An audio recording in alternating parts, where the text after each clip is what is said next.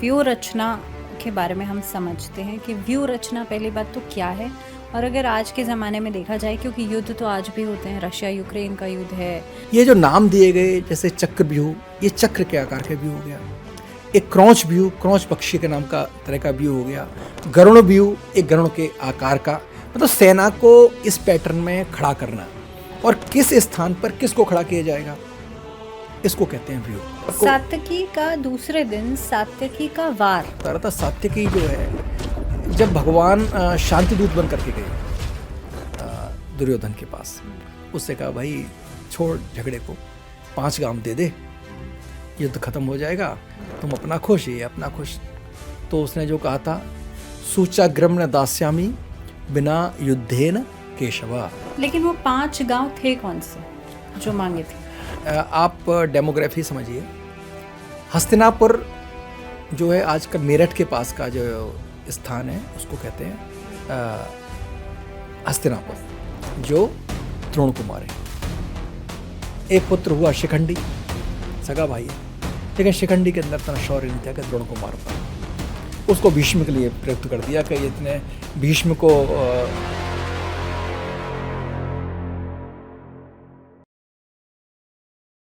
Times मंत्रा से जुड़े रहने के लिए आप चैनल को सब्सक्राइब करें, वीडियोस को लाइक करें और बेल आइकन को प्रेस करने से जब भी कोई नया वीडियो अपलोड होगा तो आप तक नोटिफिकेशन जरूर पहुंचेगा। हम इस सीरीज में बात कर रहे हैं महाभारत के बारे में। केएल उपाध्याय जी हमारे साथ हैं, जो कि वैदिक स्कॉलर हैं। महाभारत के जो 18 दिनों का युद्ध है, उपाध्याय जी हमने पहले दिन की बात कर ली, आज दूसरा दिन है। लेकिन इससे पहले कि हम कॉन्वर्सेशन को शुरू करें, मेरा एक सवाल है पहले दिन से। युधिष्ठिर, आपने कहा कि युद्ध से पहले गए थे कौरवों के पास कुछ रिक्वेस्ट करने के लिए। पहली बात तो वो रिक्वेस्ट क्या थी, और क्या ये कोई स्ट्रैटेजी का प्लान था या फिर वाकई में रिक्वेस्ट ही करने गए थे? जय श्री कृष्ण भावना जी और सभी टाइम्स मंत्रा के दर्शकों को। ये महाभारत जो है, जैसा इसका नाम बताता है, महाभारत, भरतवंशियों का सबसे बड़ा पर्व, सबसे बड़ा युद्ध ये महाभारत है। महाभारत, जिसको हम पंचम वेद कहते हैं, हमारा इतिहास है। इस समय बहुत कुछ सीखने को मिलता है, बहुत कुछ हमें सिखाता है ये। और व्यासदेव जी ने, जो इसके ग्रंथकार हैं, उन्होंने ये कहा, इतना बड़ा टॉल क्लेम किया कि जो ज्ञान इसके अंदर है उससे अधिक ज्ञान संसार में संभव ही नहीं है। तो जो यहाँ पे है वही बाहर है, और जो बाहर है वो सब इसमें है, इसके अलावा कुछ नहीं है। एक एक घटना हमें कुछ ना कुछ शिक्षा देके जाती है। महाभारत का युद्ध प्रारंभ होता है, जैसा हमने कल इसी महाभारत के प्रथम युद्ध की चर्चा में बात की थी। युधिष्ठिर, जो कि दूसरी पांडव पक्ष के सबसे बड़े योद्धा हैं, सबसे बड़े, जिनके लिए जो राजा उनको घोषित किया जा रहा है कि वो उनके सबसे बड़ा नायक हैं, युधिष्ठिर। युद्ध प्रारंभ होने से पहले ये कौरवों के पक्ष में जाते हैं। वहां उस पक्ष में जाकर के आपका प्रश्न है कि वो क्या पूछते हैं, किस लिए जाते हैं। तो एक पक्ष का नायक दूसरे पक्ष में युद्ध से पहले जा रहा है, तो सन्नाटा सा छा गया। सब लोग परेशान हो गए कि आया तो आया क्यों, ऐसा क्या कारण है। कुछ लोग कहने लगे कि ये तो हो सकता है संधि के लिए आ रहा है। कुछ लोग कहने लगे कि ये हो सकता है कि ये तो रिक्वेस्ट के मोड में आ रहा है कि भाई युद्ध वगैरह मत करो, क्योंकि जैसा उनका नेचर था युधिष्ठिर। लेकिन युधिष्ठिर शब्द का अर्थ है जो युद्ध में स्थिर रहे, उसको कहते हैं युधिष्ठिर। जो युद्ध से भागने वाले तो नहीं थे युधिष्ठिर, वो उनके स्वभाव में नहीं था। तो फिर गए तो गए क्यों? पहला तो ये है कि वो अपने गुरुजनों के पास उनसे युद्ध की आज्ञा लेने के लिए गए। भीष्म पितामह उनके परिवार के सबसे वयोवृद्ध व्यक्ति हैं, उनके पास जाते हैं, उनको प्रणाम करते हैं। द्रोणाचार्य जो उनके गुरु हैं, उनके पास जाते हैं। शल्य जो उनके मामा हैं, इनके पास भी जाते हैं। तो जितने जितने वृद्धजन उनके पास गए, तो ये सारे वृद्धजन का एक बात कहनी थी भीष्म पर्व में। और भीष्म वध करके प्रसंग है, उसके 15 अध्याय हैं, उनमें ये सारी युद्धों की कथा आगे बढ़ती है। तो उसमें ये वर्णन आया है कि जब भीष्म के पास युधिष्ठिर जाते हैं, द्रोण के पास जाते हैं, तो इन सब ने एक बात कही कि युधिष्ठिर, तुम धर्म के प्रतीक हो, अगर तुम हमारे पास नहीं आए तो हम तुम्हें श्राप दे देते। क्योंकि आपने हमारी विवशता को नहीं समझा। ये युद्ध हम विवशता में कर रहे हैं। ये युद्ध क्योंकि हमने अपने धर्म बनाए हुए हैं, उन धर्म की रक्षा के लिए कर रहे हैं। तो भीष्म ने इनको आशीर्वाद दिया कि पुत्र आप विजयी हो। द्रोण ने आशीर्वाद दिया और इतनी बड़ी बात कही, यत्र योगेश्वर कृष्ण यत्र पार्थ धनुर्धरा तत्र श्री विजयोर भूतिर ध्रुवोर नीतिर मतिर ममः। जहां पर भगवान श्री कृष्ण है, जहां पर धनुर्धारी गांडीवधारी अर्जुन है, वहां तो जीत होनी ही होनी है। अब इसके साथ साथ एक चीज जो ध्यान देने वाली है, युधिष्ठिर कोई सीधे सच्चे ऐसे नहीं थे कि कोई संत हैं, कोई महात्मा हैं। उनका व्यक्तित्व ऐसा लगता था, लेकिन बड़े एक राजा थे, तो राजा के पास स्ट्रेटेजी ना हो, राजा के पास कोई नीति ना हो, ये तो संभव नहीं है। भीष्म के पास जाकर के क्या कहते हैं ये कहते हैं कि पितामह आपने हमें जीत का आशीर्वाद तो दे दिया, लेकिन ये संभव कैसे होगा जब तक आपके हाथ में प्रत्यंचा है, जब तक आपके हाथ में अस्त्र शस्त्र हैं, आपके रहते हम कैसे जीत पाएंगे? आप हमें कोई ऐसा उपाय बताएं जिससे आपकी मृत्यु हो जाए, बताइए। भीष्म कहते हैं देखो अभी मेरी मृत्यु का समय नहीं आया है, क्योंकि मेरे को इच्छा मृत्यु प्राप्त है। मैं जब चाहूं तभी मरूंगा, अदरवाइज मुझे कोई मारने वाला नहीं है, क्योंकि मेरे पिता का मुझे आशीर्वाद है, ये वरदान मिला हुआ है।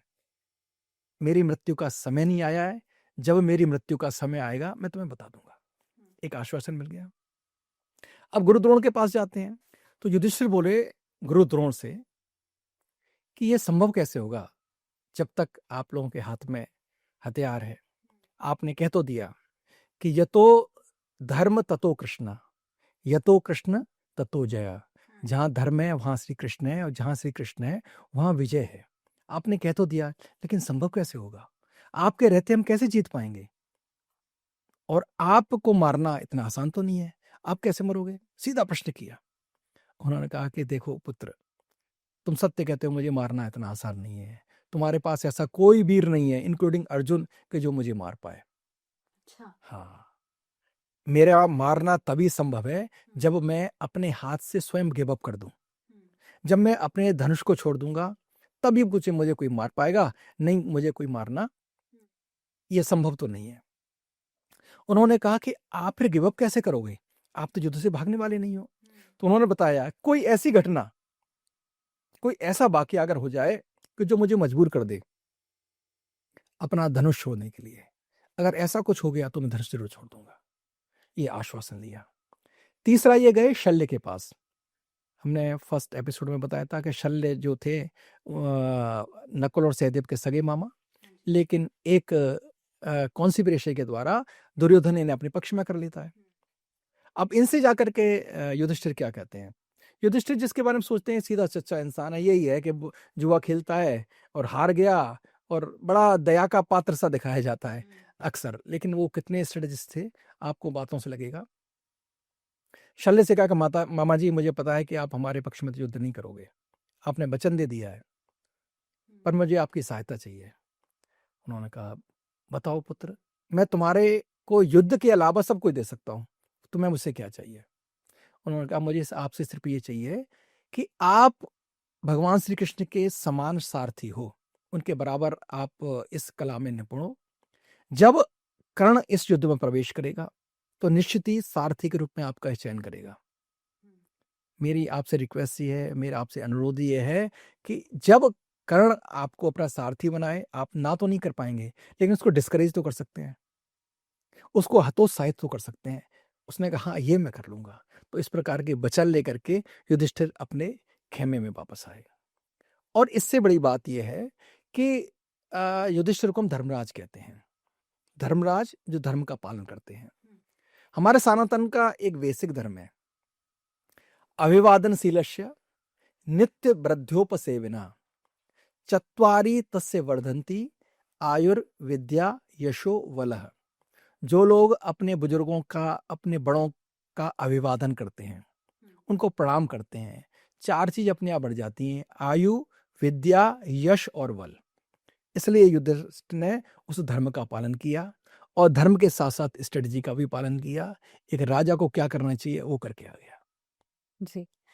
तो अब दूसरे दिन की शुरुआत जब होती है तो व्यूह रचना के बारे में हम समझते हैं कि व्यूह रचना पहली बात तो क्या है और अगर आज के ज़माने में देखा जाए, क्योंकि युद्ध तो आज भी होते हैं, रशिया यूक्रेन का युद्ध है, अ, ऐसे में व्यू रचना तब कितनी रेलेवेंट थी और आज कितनी सक्षम है सामने वाले को परास्त करने के लिए? देखिए, व्यूह रचना क्या है? ये स्ट्रेटजी है। एक युद्ध के लिए क्या स्ट्रेटजियाँ बनाएँ? आज भी हम कब मिसाइल दागनी है, कब किस वेपन का यूज़ करना है, कब नाइट स्ट्राइक करनी है, कब कैसे करना, ये सारी स्ट्रेटजीज़ हैं। तो व्यूह रचना जो है, ये भी अपने आप में बड़ी स्ट्रेटजी हुआ करती थी। युद्ध 2 प्रकार का होता है, एक डिफेंसिव होता है ना? जब अपना या तो रक्षात्मक होता है या प्रहारात्मक होता है। एक समय तो आप डिफेंस में आते हैं, दूसरी तरफ प्रहार में जाते हैं। किसी गेम में, किसी युद्ध में ये 2 प्रकार के रूल होते हैं। तो ये व्यू है, ये डिफेंस के लिए, डिफेंस सिस्टम है। व्यू से मतलब ये नहीं कि हमने कुछ गोले-गोले बना दिए, एक हमने डिज़ाइन बना दिया और वो सब हो गया, या कोई चीज़ें लगा दी, ऐसा कुछ नहीं है। आपने कुछ समझने के लिए एक मूवी आई थी बाहुबली, है ना? उसमें एक व्यू रचना होती है कि जैसे घुसने की कोशिश करते हैं और एक अवरोध पैदा कर देते हैं सैनिक, जिससे कोई दूसरा नहीं घुस पाता। ऐसा ही कुछ था व्यू के लिए। ये जो नाम दिए गए, जैसे चक्रव्यूह, ये चक्र के आकार के व्यू हो गया। एक क्रॉच व्यू, क्रॉच पक्षी के नाम का तरह का व्यू हो गया। गरुड़ व्यू, एक गरुड़ के आकार का, मतलब सेना को इस पैटर्न में खड़ा करना और किस स्थान पर किसको खड़ा किया जाएगा, इसको कहते हैं व्यू। जैसे इन्होंने दूसरे दिन जब युद्ध प्रारंभ होता है, तो संजय पूछता है, आइए उनको भूले नहीं, जो दो दूर बैठ करके इस युद्ध को देख रहे हैं, धृतराष्ट्र और संजय। धृतराष्ट्र और संजय, जिनके द्वारा हमको ये महाभारत का ज्ञान मिला है, हम ज्ञान को देख पाए हैं। धृतराष्ट्र अंधा है, नेत्र नहीं है उसके, लेकिन मन में तो लालसा है कि हो क्या रहा है, हो क्या रहा है, हो क्या रहा है, और हर पल की वो खबर जानना चाहता है। संजय से, अरे संजय मुझे बताओ, पहले दिन तो युद्ध में और भीष्म पितामह ने बड़ा कौशल दिखाया और इनको हरा दिया था पांडवों को। आज क्या होने वाला, आज क्या शुरू हो रहा है, कौन कौन से व्यू की रचना करी है? तो संजय कहता है कि आपके पुत्र अ, गुरु द्रोण के साथ, भीष्म के साथ, कृतवर्मा के साथ, भूरिश्रवा के साथ और नाना प्रकार के बड़े बड़े महारथियों के साथ युद्ध क्षेत्र में आ गए हैं। भीष्म क्योंकि सेनापति के नायक हैं, सेनापति हैं, कमांडर इन चीफ हैं, उन्होंने जो व्यू बनाया है वो गरुड़ के आकार का बनाया है। गरुड़ के आकार का, उसके एंट्री पे जहां गरुड़ की चोंच जैसी बनती है, वहां पर खड़े हैं स्वयं भीष्म। क्योंकि एंट्री होगी तो सबसे पहले टकराना पड़ेगा भीष्म से। जब तक हम भीष्म को परास्त नहीं कर सकते, जब तक भीष्म को डेविएट नहीं करते, तब तक हमारी एंट्री संभव नहीं है। तो ये पांडवों की को दिखाई दिया। जहां पंख होते हैं, गरुड़ के पंख, वहां पर गुरु द्रोण है, उधर शल्य खड़े हुए हैं, और सबसे जहां पूंछ है उस स्थान पर खड़ा किया गया दुर्योधन को, क्योंकि रक्षा चाहिए ना। अगर दुर्योधन हार जाता है, दुर्योधन को पकड़ लेते हैं या इधर से युधिष्ठिर को पकड़ लेते हैं, तो ये तो समाप्त हो गया। अगर पहले ये नियम हुआ करता था, अगर आपने राजा को बंदी बना लिया, राजा को आपने हरा दिया या राजा को मार दिया, तो युद्ध समाप्त हो जाएगा। तो सबकी पहले यही हुआ करती थी कि हम सबसे पहले राजा को पकड़ लें और काम खत्म करें। तो इसलिए सबसे बड़ा एस्कॉर्ट जो दिया जाया करता था, राजा को दिया जाया करता था। युधिष्ठिर पीछे खड़ा हुआ है, उधर दुर्योधन पीछे खड़ा हुआ है। इन्होंने जब उनके व्यू रचना को देखा, तो इन्होंने, सामने वाली पार्टी ने यानी पांडवों ने, एक अर्धचंद्राकार बनाया, आधा चांद जैसे बनता है, इस तरह से। ये एक्चुअली पैटर्न है सेना को खड़ा करने का। तो अब युद्ध प्रारंभ होता है। युद्ध प्रारंभ होता है तो निश्चित ही सबसे पहले भीष्म से टकराना है। भीष्म से कौन टकरा सकता है? एकमात्र एक ही व्यक्ति है जो भीष्म से टकराता है, वो है अर्जुन। अर्जुन आ गया है, भीष्म को प्रणाम किया और दोनों का युद्ध प्रारंभ होता है। दुर्योधन ने कह दिया था अपने सबसे कि देखिए, आपका टास्क सिर्फ इतना है, आप सिर्फ भीष्म की रक्षा करोगे। आप भीष्म अपनी मर्जी से मर तो सकते हैं, लेकिन घायल तो नहीं हो सकते ना। घायल तो हो सकते हैं अगर इनको सामने वाली जो हमारी आर्मी है उसने इनको ऐसा कर दिया कि युद्ध लड़ने लायक ही ना बचे, तो ये जी के भी क्या करेंगे। इसलिए इन पर कोई प्रहार को बचाने के लिए उन्होंने सारी जो व्यूह रचना थी इस प्रकार से थी कि सारे इनको सराउंडिंग करेंगे भीष्म को। सेम स्टडी यहाँ पे है। यहाँ अर्जुन की रक्षा करने के लिए सात्यकी आते हैं। सात्यकी की बात करें तो सात्यकी जो है, ये भगवान श्री कृष्ण के वंशज हैं, उनके वंश में आते हैं। और भगवान की सेना कहाँ है? भगवान की सेना खड़ी हुई है पक्ष में दुर्योधन के में, और भगवान श्री कृष्ण यहाँ पे खड़े हुए हैं, लेकिन उनकी सेना उनके विपरीत युद्ध कर रही है। भगवान ने वार भी करेगी, वो भगवान श्री कृष्ण को देख करके उनको बचाएगी नहीं कि ये हमारे मालिक हैं, लेकिन युद्ध का नियम है तो करना पड़ेगा। सात्यकी युद्ध से पहले अलग हो गया था। तो इनकी जो सेना है उसको नारायणी सेना कहते हैं, भगवान श्री कृष्ण की सेना को। उसके जो नायक हैं वो है कृतवर्मा, ये भी यादव हैं। तो ये उनके पक्ष में युद्ध कर रहे हैं। अच्छा, ये कौरवों के ये पक्ष। कौरवों के पक्ष में युद्ध कर रहे हैं। सात्यकी ने जो धनुर्विद्या सीखी थी वो सीखी थी अर्जुन से, तो अर्जुन का बहुत रिगार्ड करता है, उसके गुरु है ना, तो अर्जुन के लिए तो जान न्यौछावर करने को तैयार बैठा रहता है ये सात्यकी। भगवान श्री कृष्ण के साथ भी हमेशा रहता है। और मैं आपको सात्यकी का दूसरे दिन सात्यकी का वार, ये भी एक बड़ा मुझे लगता है ये भी एक बड़ा एक ऐसा मोमेंट था जिसको कहीं ना कहीं पे एक्नॉलेज करना जरूरी है। बिल्कुल, सात्यकी का जो वार था वो इतना भीषण वार रहा कि उसने सात्यकी ने बहुत नुकसान पहुंचाया भीष्म पितामह को। अच्छा। उन्होंने उसके सारथी को मार दिया। अच्छा। सारथी मतलब उनका ड्राइवर था, वो उसको मार दिया, रथ से उनको नीचे कर दिया। तो जो एक मोमेंटम था युद्ध का, जैसे आप एक बैट्समैन आता है और युद्ध करने अपना गेम के लिए आ रहा है, बैटिंग के लिए आ रहा है, और एक बॉलर ऐसा प्रहार करे कि उसकी एक बॉल में उसका बैट टूट जाए, तो उसको मोमेंटम टूट जाएगा ना, उसका डिमोरलाइज हो जाएगा। तो ये सारा काम उसने कर दिया, ये सात्यकी का काम था। तो सात्यकी के बारे में आपको बता रहा था, सात्यकी जो है जब भगवान शांति दूत बन करके गई दुर्योधन के पास, उससे कहा भाई छोड़ झगड़े को, 5 गांव दे दे, युद्ध खत्म हो जाएगा, तुम अपना खुश, ये अपना खुश। तो उसने जो कहा था, सूचाग्रम न दास्यामी बिना युद्धेन केशवा। आप 5 गांव की बात कर रहे हो, मैं तो भूमि का एक सुई का जो नोक होता है ना, इतनी भी भूमि में नहीं दूंगा बिना युद्ध के। लेकिन वो 5 गांव थे कौन से जो मांगे थे? बिल्कुल, बड़ा अच्छा प्रश्न है और दर्शक भी जानना चाहेंगे इसको। देखिए, आप डेमोग्राफी समझिए, हस्तिनापुर जो है आजकल मेरठ के पास का जो स्थान है उसको कहते हैं हस्तिनापुर। यहाँ पर राज्य था उनका, और इनके राज्य में, और इन्होंने जो नया जो पांडवों ने जो अपना राज्य बनाया था वो दिल्ली, जहाँ पर बैठने इंद्रप्रस्थ इसको कहते हैं, यहाँ उन्होंने बनाया था, एक नया शहर बनाया, एक नया स्थान बनाया। तो भगवान श्री कृष्ण ने जो 5 गांवों की बात करी वो दिल्ली एनसीआर की बात करी। अच्छा। हाँ, जो आजकल दिल्ली ये एनसीआर का रीजन है, तब भी इतना ही इतना इम्पोर्टेंट था। ये इतना इम्पोर्टेंट था। तो एनसीआर में आप बताइए क्या क्या आता है। इधर आगे चलेंगे तो आप फरीदाबाद आएगा। तो फरीदाबाद में इसका पुराना नाम तिलप्रस्थ है। आज भी एक गांव है बदरपुर बॉर्डर के बाद, फरीदाबाद से पहले, उसको आजकल कहते हैं तिलपत। जो तिलपत का जो सही नाम है, जो महाभारत कालीन नाम है, उसका तिलप्रस्थ। फरीदाबाद उस समय नहीं था, ये तिलप्रस्थ रहा था। उन्होंने एक तो गांव मांगा, ये तिलप्रस्थ। एक इंद्रप्रस्थ, इसको दिल्ली कहते हैं, वो तो उनका अधिकार था, यहाँ पे उन्होंने खुद क्रिएट किया हुआ शहर था, वो तो मांगे क्यों मांगे, एक मांगा उन्होंने इंद्रप्रस्थ। अब आप उधर जाइए, टुवार्ड्स चंडीगढ़ तरफ जाएं, तो दिल्ली की जो सीमा है वो है सोनीपत। तो सोनीपत का जो नाम था महाभारतकालीन वो था सोनप्रस्थ। एक गांव मांगा सोनप्रस्थ, तिलप्रस्थ, इंद्रप्रस्थ, सोनप्रस्थ, और उससे सटा हुआ पानप्रस्थ यानी पानीपत। ये 4 गांव हो जाते हैं। एक यहाँ से और एक स्थान है, इसको कहते हैं बागपत। बागपत का जो पुराना नाम था व्याघ्र प्रस्थ इसको कहते थे। यहाँ पर शेर वगैरह हुआ करते थे, तो इसको व्याघ्र प्रस्थ इसको कहा जाता है। तो ये 5 गांव उन्होंने मांगे। तो दिल्ली एनसीआर का ये रीजन आप कितनी इंपॉर्टेंस देखिए, भगवान कृष्ण ने भी सेंटर ऑफ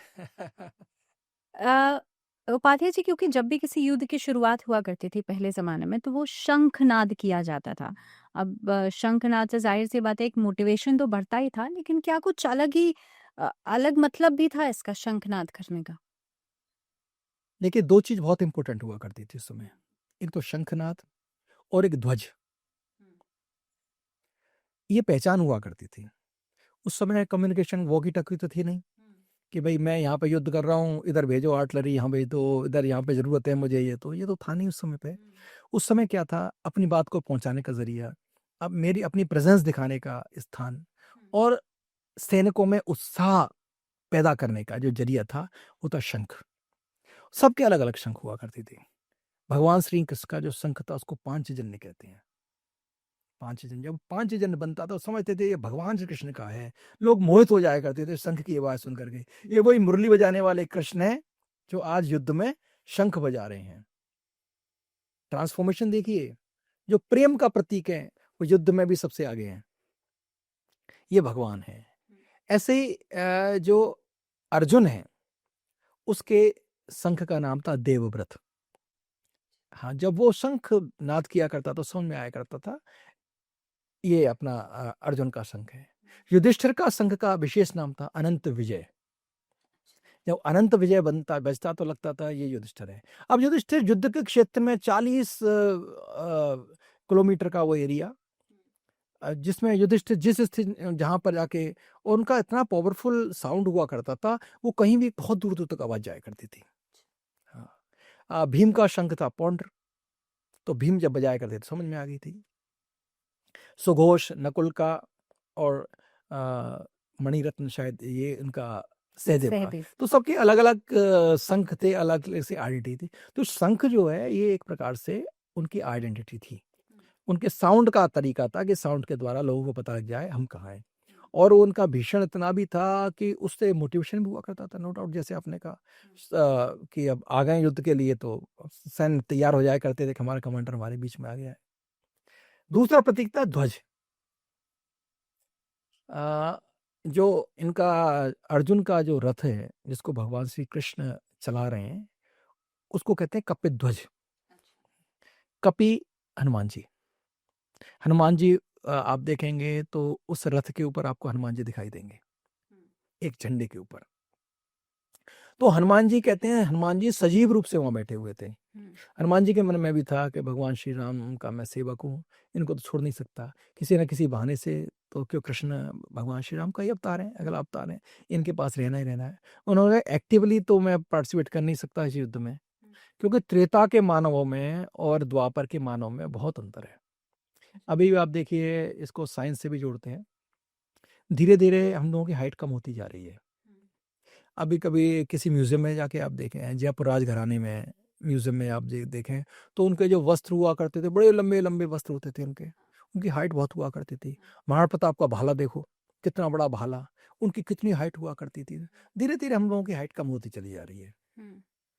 तो जो त्रेता युग के जो व्यक्ति थे वो डील डॉल में बहुत बड़े, बहुत उनका विशाल शरीर, उनके सामने तो छोटे छोटे लगते थे द्वापर के लोग, लाखों वर्ष के बाद ही आया।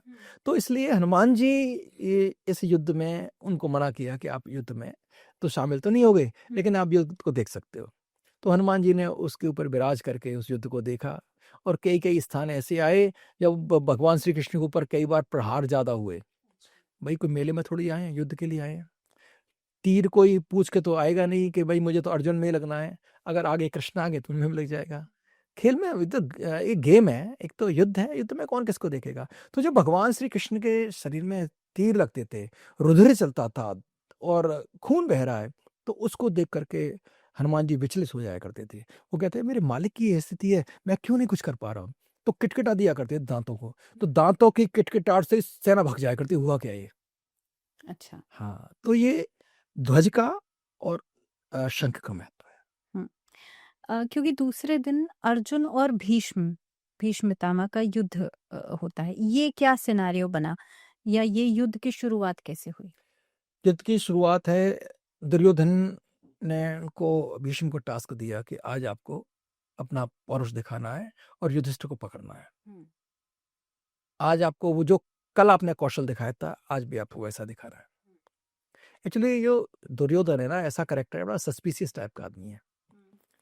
उसके साथ लोग खड़े हैं ना, जो चालबाज लोग होते हैं ना, अब शकुनी का असर है उसके ऊपर पूरा पूरा। जो चालबाज लोग होते हैं बड़ी जल्दी किसी विश्वास नहीं करते, और बहुत इनसिक्योर भी है। बहुत इनसिक्योर है, बहुत इनसिक्योर है। वो उसको पिता से मिला ये इनसिक्योरिटी। क्योंकि पिता इनसिक्योर था, उसने पुत्र में वही गुण दे दिए। अब युद्ध का प्रारंभ हो जाता है और युद्ध ऐसा युद्ध होता है कि भाई ऐसा लग रहा है कि देवता और दानवों में युद्ध हो रहा है। उस समय का विशेष युद्ध, अर्जुन बीच में आते हैं तो अर्जुन पर सैकड़ों बाण 7 महारथियों ने मिलकर के अर्जुन से युद्ध किया। हाँ, अकेले भीष्म नहीं, भीष्म के साथ द्रोण है, शकुनी है, कृतवर्मा है, शल्य है, ये सब मिलकर के उसको टारगेट करते हैं। सबने, किसी ने 78 बाण छोड़े, ऐसा वर्णित है उसमें महाभारत के भीष्म पर में।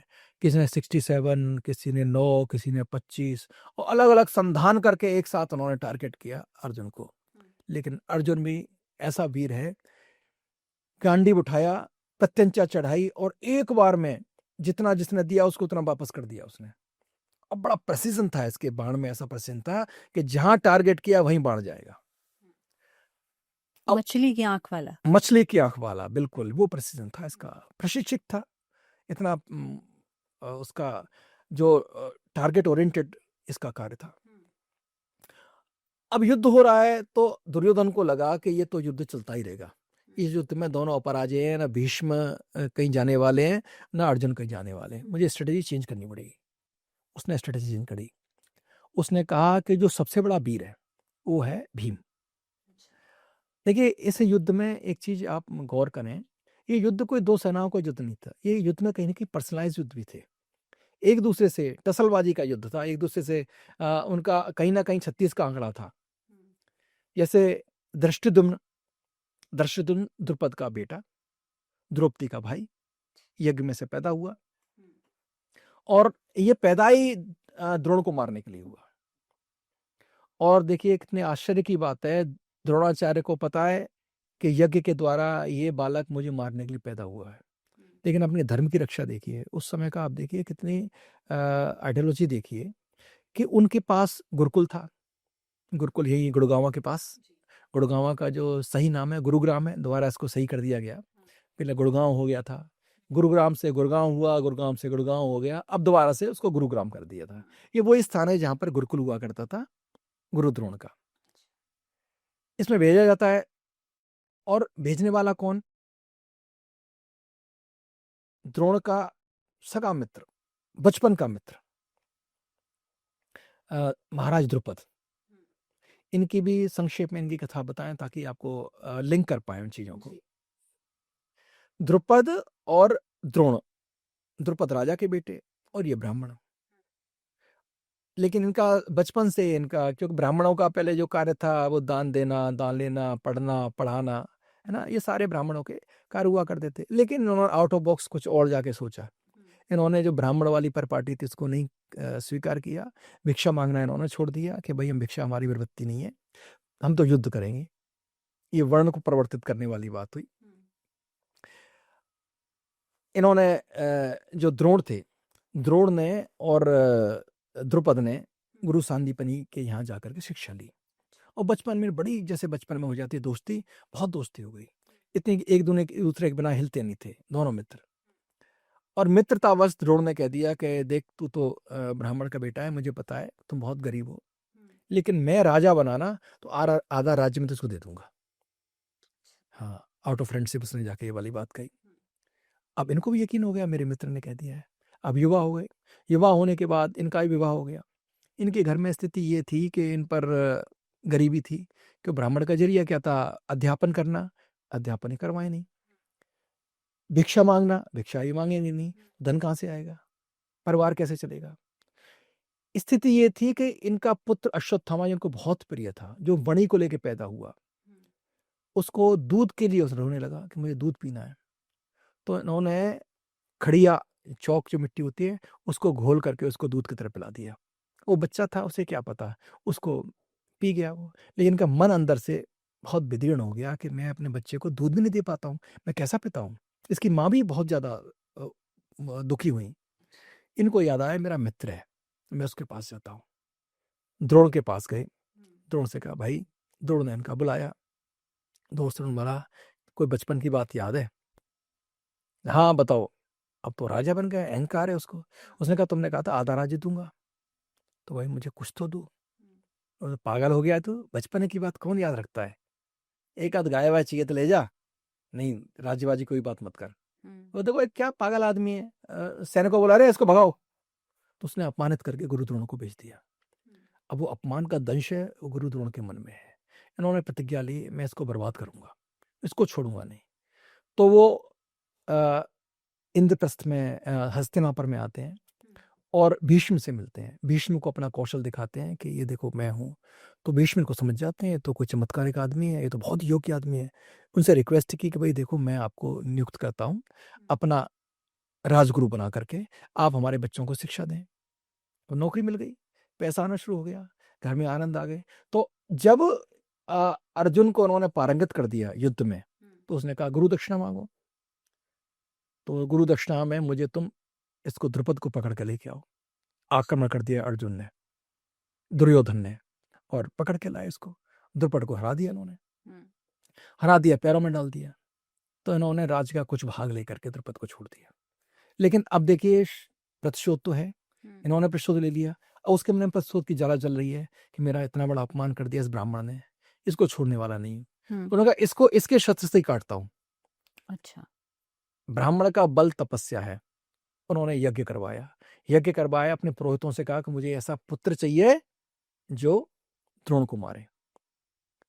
एक पुत्र हुआ शिखंडी, सगा भाई है, लेकिन शिखंडी के अंदर इतना शौर्य नहीं था कि द्रोण को मार पाए। उसको भीष्म के लिए प्रयुक्त कर दिया कि ये इतने भीष्म को क्योंकि उसका अपना कथा है, हमने एक एपिसोड किया था आपके चैनल पे, तो उसको आप लिंक करेंगे। जो शिखंडी के बारे में जानना चाहते हैं उनको पूरा उसका इतिहास, उसका जो कथा है उनको मिलेगी। लेकिन दूसरा जो पुत्र हुआ जो यज्ञ में से पैदा हुआ, उसमें से द्रौपदी पैदा हुई और धृष्टद्युम्न पैदा हुई। अच्छा, इसलिए भगवान श्री कृष्ण ने बार बार द्रौपदी को याज्ञसेनी कहा है। याज्ञसेनी यज्ञ में से पैदा हुई है, याज्ञसेनी कहती है। तो अब इसका मोटिव क्या था? इसका जन्म हुआ द्रोणाचार्य को मारने के लिए। अच्छा, अपने पुत्र को द्रोणाचार्य के गुरुकुल में भेज दिया द्रुपद ने कि बेटा शिक्षा ग्रहण करो। लेकिन वो अपने पद से विचलित नहीं हुए। उन्हें पता है कि ये पुत्र इसलिए पैदा किया है इसने ताकि मुझे मारे, लेकिन उसको युद्ध की विद्या दी। तो अब ये महाभारत का युद्ध है, इसमें एक से एक की टसल है। जो दुर्योधन की टसल किसके साथ है? भीम के साथ। वो इनको नहीं गिनता था, अर्जुन उसको इनसे नहीं है। उसका मतलब तो भीम से था कि दोनों गदाधारी हैं, दोनों का सेम वेपन है, दोनों समान बलवान हैं। तो उसकी टसल तो भीम के साथ है। कर्ण का जो प्रतिद्वंदी है वो है अर्जुन। ऐसे ही सबकी अलग अलग, सबने शिखंडी वो जिया और मर रहा है भीष्म को मारने के लिए।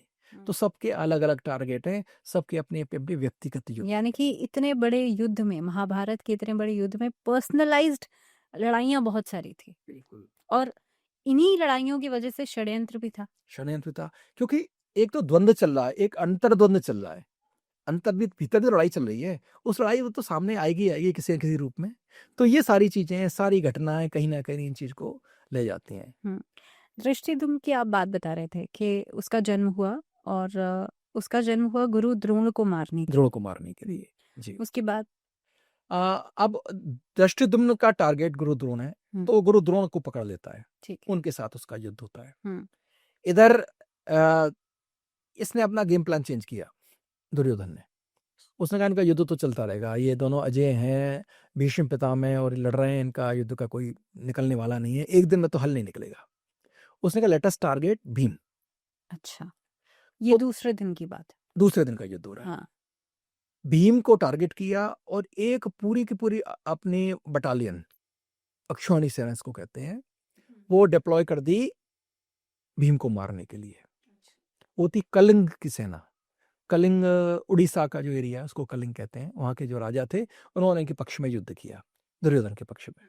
तो सारा का सारा उसमें 10,000 हाथी, पूरी की पूरी आर्मी लगा दी उसने कि भाई तुम्हें कुछ नहीं करना तो भीम को टपका दो। अब भीम को चारों से घेर लिया, लेकिन भीम कोई कम थोड़ी है।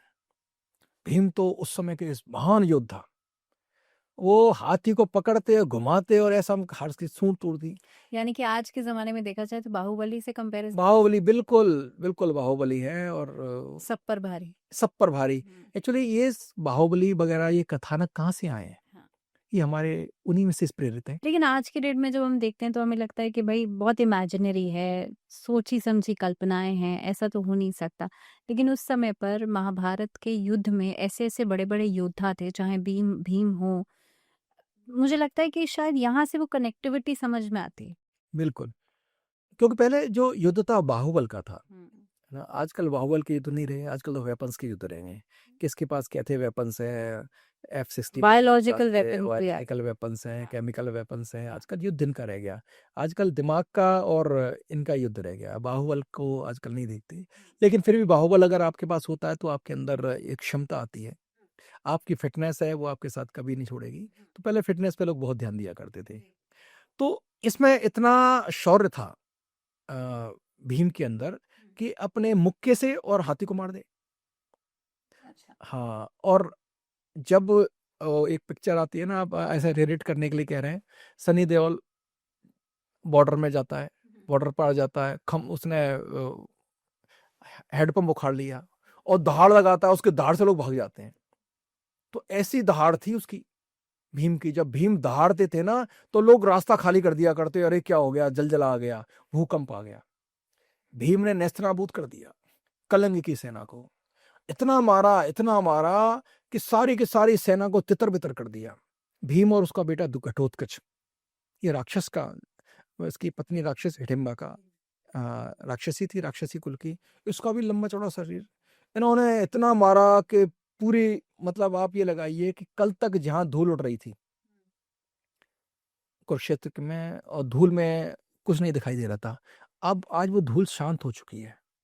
कैसे? इतना खून बह रहा है कि धूल को उड़ने की जगह ही नहीं है, कीचड़ हो रहा है। रक्त है, मांस है, लोगों के सिर कटे-फटे पड़े हुए हैं, हाथियों के मुंड दिखाई दे रहे हैं, घोड़े की टांग टूटी हुई, करा रहे हैं, कोई कहता है रुक जाओ, बचाओ, बचाओ। भीम के द्वारा भगदड़ हो गई, हुँ। भगदड़ हो गई, सब भाग रहे हैं, इधर, इधर, उधर, उधर, उधर। और तो और कलिंग देश का जो राजा था, राजा केतुमान, भानुमान, ये उनके राजा थे। उन राजाओं को भी मरणासन स्थिति में पहुंचा दिया। उनका पुत्र था, उस पुत्र का भी उन्होंने वध कर दिया। भीम आज अपने अलग रूप में थे। तो इस प्रकार से लंच का टाइम आ गया, बीच में ब्रेक। फर्स्ट हाफ में भीम का जौहर देखने को मिला। अब भीम का जौहर देगा दुर्योधन, फिर देते थे, अरे हम भीम का कुछ नहीं बिगाड़ पाए, इधर हम अर्जुन का कुछ नहीं बिगाड़ पाए, तो ये तो बड़ी दिक्कत वाली बात हुई है। फिर जाके रोया भीष्म के पास कि आप तो मेरे साथ छल कर रहे हो, आप तरीके से युद्ध नहीं कर रहे हो। आपके होते हुए इन लोगों की क्या हिम्मत है कि हमारी सेना को इस तरह से भगा दें। वो समझाते हैं, भाई तुम्हारा पाला किसी साधारण आदमी से नहीं है, ये अर्जुन है, दुनिया का नंबर 1 धनुर्धर, इसके सामने जीत इतनी आसान नहीं है। मैं कुछ नहीं जानता। अगर आपको अर्जुन से इतना भय, आपने कर्ण को क्यों नहीं युद्ध में उतारा? आपने कर्ण को भी युद्ध में नहीं आने दिया, अब आप मेरी तरफ लड़ भी नहीं रहे हो। तो बुरे-बुरे अपशब्द ये द्रोण को और भीष्म को कहता है। भीष्म ने कहा तो चिंता मत कर, मैं युद्ध करूँगा। शाम के टाइम युद्ध होता है और युद्ध में दोबारा से वही स्थिति हो जाती है। भीम भी बहुत सेना का संहार करते हैं। फिर वही जो सात्यकी की आप बाल बात बताते हो, सात्यकी ने आकर के सारथी को मार दिया, भीष्म के ध्वज को तोड़ दिया। इतना जबरदस्त हुआ। उधर धृष्टद्युम्न ने पकड़ रखा है गुरु द्रोण को, वो आगे नहीं बढ़ने दे रहे हैं, आपस में एक दूसरे लड़ रहे हैं, गुत्थम गुत्था हो रही है उनमें, कभी वो भारी पड़ता है। और धृष्टद्युम्न ने उनका रथ भी तोड़ दिया गुरु द्रोण का। गुरु द्रोण को फिर साथ में मदद आया करती थी और लोग साथ में आके एस्कॉर्ट कर लिया करते थे। ये महारथियों का जो युद्ध होता था ना, ऐसा नहीं, देखो शुरुआत तो ये हुई थी कि रथी के साथ रथी लड़ेगा, है ना, हाथी वाले के साथ हाथी वाला लड़ेगा, लेकिन युद्ध में कोई नियम कानून रहते नहीं है। लेकिन जब भीष्म पितामह के साथ अर्जुन लड़ते हैं, वो क्या सीन था? ये 2 श्रेष्ठ धनुर्धर हैं उस समय के। और तो और जब युद्ध होता है ना, आप कल्पना करिए कि भीष्म को बाण लग रहे हैं और उनके मुंह से क्या निकला, वाह वाह बेटा, क्या क्या तूने किया है। जैसे हम बात करते हैं सचिन तेंदुलकर की, सचिन तेंदुलकर जब बैटिंग करते थे, इतनी क्लास बैटिंग हुआ करती थी, उनके जो विरोधी लोग थे ना, वो भी तारीफ किया करते, क्या शॉट मारा है, क्या क्लासिक शॉट है ना। इस बॉल के साथ तो दूसरा ट्रीटमेंट हो ही नहीं सकता। ऐसे ही जो विरोधी थे वो अर्जुन के एक एक बार का अनुमोदन करते थे। अरे क्या बाण मारा है, क्या प्रेसिजन है तुम्हारा अर्जुन। इधर भीष्म की तरफ तारीफ हो रही है, बाहर के लोग कह रहे हैं अरे हो क्या रहा है, कितना क्लासिकल युद्ध चल रहा है ये, कोई किसी की कमी नहीं निकाल सकता, ये युद्ध हो रहा है। तो इस युद्ध में धीरे धीरे अभिमन्यु की एंट्री होती है। अभिमन्यु 16 साल का बच्चा है। जब ये युद्ध करता है तो इसका युद्ध भी देखने वाला है, क्योंकि ये कृष्ण का शिष्य है। हाँ, जब पांडव वनवास में थे तो वनवास किस किस को मिला था? 500 पांडवों को, एक द्रौपदी को। माँ कुंती इनके साथ थी। अर्जुन की एक पत्नी और थी, उनका नाम था सुभद्रा। अब सुभद्रा कहाँ गई, है ना, मन में कौतूहल हो सकता है। तो सुभद्रा क्योंकि कृष्ण की बहन थी तो उन्होंने अपने पियर में जाकर रहना स्वीकार किया। उनका पुत्र अभिमन्यु वो भी द्वारिका में रहा। तो द्वारिका में वो किसके साथ रहा? बलराम के साथ, भगवान श्री कृष्ण के साथ, सात्यकी के साथ। तो इनका जो प्रेम उनसे बहुत था। तो Abhimanyu was the beloved child, सबसे ज्यादा प्यार था, क्योंकि इतनी परेशानी में एक बच्चे को एक जगह मिलती है, मामा के घर में बच्चा रह रहा है, तो उसकी कितनी केयर हो गई। इसकी बहुत केयर हुआ करती थी, इसको बहुत सिखाया गया। तो उतना ये तेजस्वी बालक था, बहुत तेजस्वी बालक। मात्र 16 वर्ष की अवस्था में इसने भीष्म के दांत खट्टे कर दिए। उधर से युद्ध करने के लिए, क्योंकि बराबर के युद्ध करते हैं, दुर्योधन का बेटा था, उसका नाम है लक्ष्मण, वो युद्ध में आ जाता है। वो भी बड़ा वीर था। उसने आकर के और अभिमन्यु का धनुष तोड़ दिया, एक बाण ऐसा मारा। अब इस पर सहन नहीं हुआ, इसने दोबारा फिर धनुष लिया। अब तक तो भाई भाई वाली बात चल रही थी, फ्रेंडली मैच हो रहा था। उसने कहा फ्रेंडली मैच से काम नहीं चलेगा, अब ये अपने उग्र स्वरूप में आ गया। इसने लक्ष्मण की वो स्थिति कर दी कि लक्ष्मण तो और भागने को मजबूर हो गया वहां से। उधर से उनकी सेना आ गई, उधर उनकी सेना आ गई तो अभिमन्यु कुछ हल्का पड़ने लगा, क्योंकि सारे महारथी इस पे आ गए। अर्जुन ने देखा कि मेरे पुत्र को प्रताड़ित किया जा रहा है, गांडीव उठा करके और युद्धों को छोड़ करके, भीष्म के साथ युद्ध को छोड़ करके वो अपने बेटे के साथ आ जाता है। अब तो क्योंकि इसके भी काफी तीर लगे, काफी रुधिर बमन हो रहा है इसको, तो वो देख नहीं पाया अपने बच्चे पे इस प्रकार का प्रहार। अब अर्जुन आज अपने विकराल रूप में आ जाता है। ऐसा विकराल रूप में आया, उधर से तो बैटिंग कर रहे हैं, भीम अपने ताकत से मार रहे हैं सबको। इधर अर्जुन ने ऐसे ऐसे बाण मारे, ऐसे नराज, ऐसे तोमर आजकल वंश है एक, है ना, लेकिन तोमर अगर देखें महाभारत में एक शस्त्र का नाम है। हाँ, एक शस्त्र का नाम है। इस पे शस्त्र का होता है, आगे लोहे का होता है, पीछे लकड़ी लगा होता है, और उसमें एक ऐसा पंख जैसे होते हैं जो सिमट जाते हैं, और वो अगर शरीर के अंदर लग गया तो बचना मुश्किल है, क्योंकि इतना डैमेज कर देता है वो। तो तोमर, भल्ल यानी कि भाले, अनेक अनेक प्रकार के युद्ध के जो उपकरण हैं उनसे युद्ध हो रहा है। तो आज तो अर्जुन किसी के हाथ में नहीं आ रहा है। सेना भागने लग गई, भाग रही है सेना, कौरवों की सेना पीछे पीछे भाग रही है, क्योंकि इनकी पांडवों की सेना में उत्साह है।